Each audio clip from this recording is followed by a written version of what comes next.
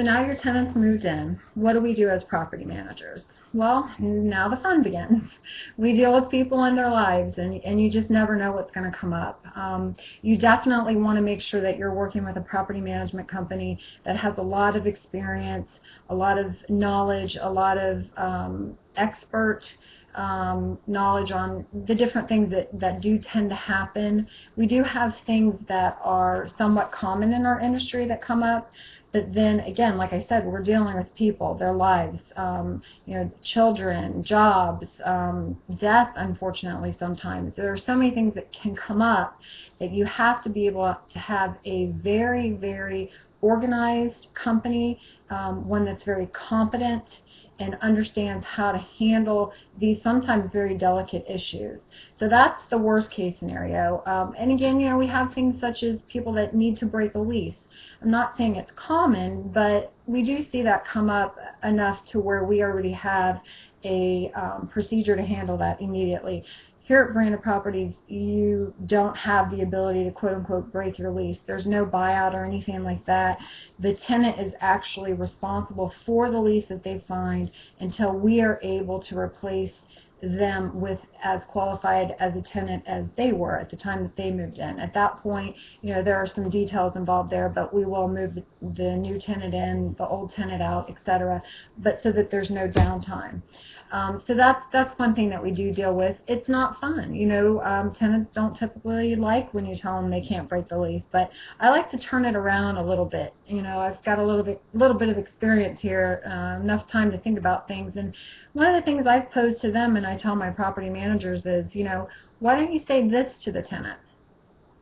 Well, Mr. or Mrs. Tenant, the owner of the property actually lost his job and they need to move back into the property next week. Is that okay? Well, of course not. They have a lease.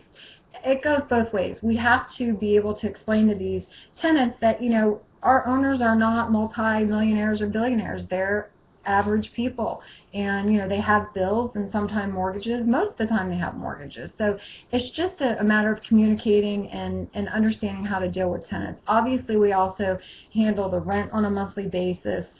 We have policies and procedures about that, and when the rent is due, it's due on the 1st, et cetera, et cetera. We deal with late rent if we need to handle that. Anything else that we need to handle, we do as it comes up. Of course, the owners are paid via ACH, if that's what you would like. That would be a wire transfer directly into your bank. Most times, owners are all paid by the 8th of the month, as long as the tenant has paid on time. We do deal with maintenance with the tenants, and they are able to submit their work orders online. They're actually maintenance requests. They come through to us and we turn them into work orders. And of course, one of our jobs is to make sure that it's an actual true maintenance request that is the owner's responsibility, not the tenant's responsibility.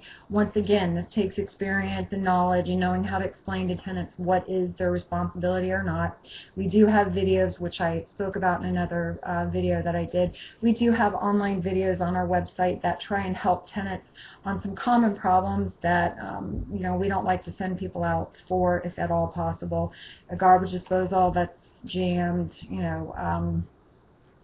and we have sometimes problems with the air conditioning, leaking. There's ways that you can prevent that by using bleach and the piping, and we have all that information on our site. So, again, what do we do while the tenants are in the property, managing them? You just never know. But we're here to deal with it, handle it, and take it off your shoulders. And that's what we do at Verandah Properties.